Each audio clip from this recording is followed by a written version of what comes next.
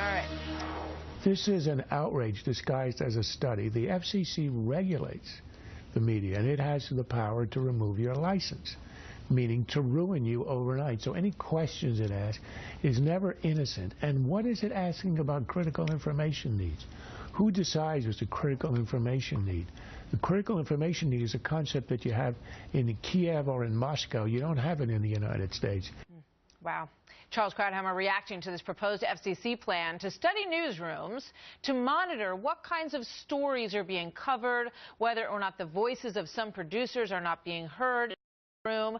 Krauthammer is hardly alone in his concern here. The FCC chairman responded to the firestorm that this has created, telling the House Energy and Commerce Committee that his agency has no intention, in his opinion, of policing the newsrooms with this.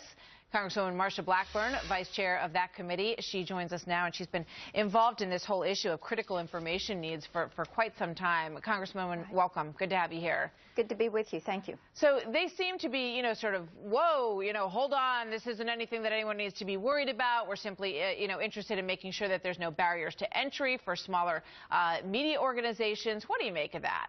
I think that what they are doing is typical of this administration. They say one thing and do another. And this multi-market critical information needs study, where they're going to go into newsrooms and ask 8 questions. Martha, it is all about controlling content and then being able to prioritize that content as it moves across the airwaves and across the internet. And Charles Krauthammer is exactly right on this. People should be frightened and fearful of what they are trying to do, because the FCC is trying not only to control through the licensing or the spectrum or the broadband process, and that's called net neutrality, but also through the content. And they're doing it through this critical information needs study. Yeah, and they want to, some of these questions deal with content, as you say, and they want to make sure that the environment and other issues that we know are very close to this administration's heart are being covered in these newsrooms. Right. And I just thought, one of the questions was, do producers ever feel that their stories or their pitches are not well received by management? Right. I mean, seriously? Well, see, there again, they're trying to prioritize what they at the FCC think the American people should be told or should be hearing. They're trying to put their bias in on the front end before the story ever gets out there. And they did this through the Fairness Doctrine, and basically this is Fairness Doctrine 2.0, if you will, because the Fairness Doctrine, tons of lawsuits in the 60s and 70s. Fairness Doctrine goes away. So now they're coming back and they're saying, well, this isn't the Fairness Doctrine. We're not attacking free speech. You can say whatever you want to say, but it's got to be about this specific set of issues. All right, and I think this is incredibly troublesome.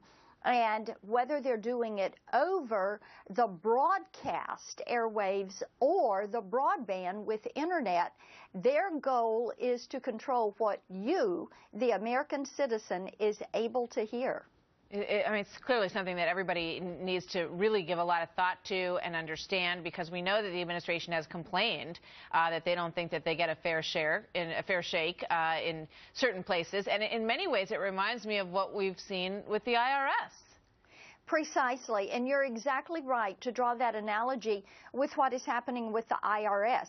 When it came to the conservative groups, there were a lot of the same questions that they were asking about these groups, and information they were seeking from these groups that they're now going to ask about the newsrooms. What do you pray for? What books do you read? Remember that? That's exactly right. And it's the thought police. So there again, in order to control your access, which is the broadcast and the broadband, they're going to ask these questions and then put priority and value onto the content. And as Charles said, the FCC is who licenses all of these broadcast entities, the stations, That's right. the radio So they stations, have to go to this and they're trying organization to for get your hold license, of and the if internet. they're not happy with the access they've had at your news station, you might be concerned about that. What can Congress do? Because I know you're on top of, you've written a bill that you're going to be dropping on this.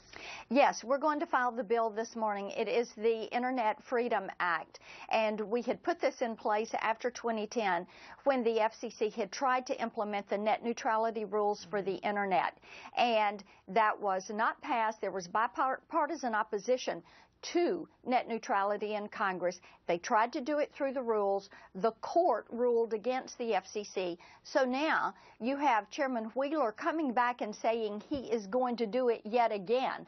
So my bill will be filed this morning. And then we have been on the critical information needs study. We've already written the FCC. We've asked them to retract or pull this back. Yeah, and this is right in your wheelhouse. You've done a lot of work on it. Congresswoman, yes. Thank you very much. We'll see you next time. Good to be with you. Thank you. You too. All right, Martha.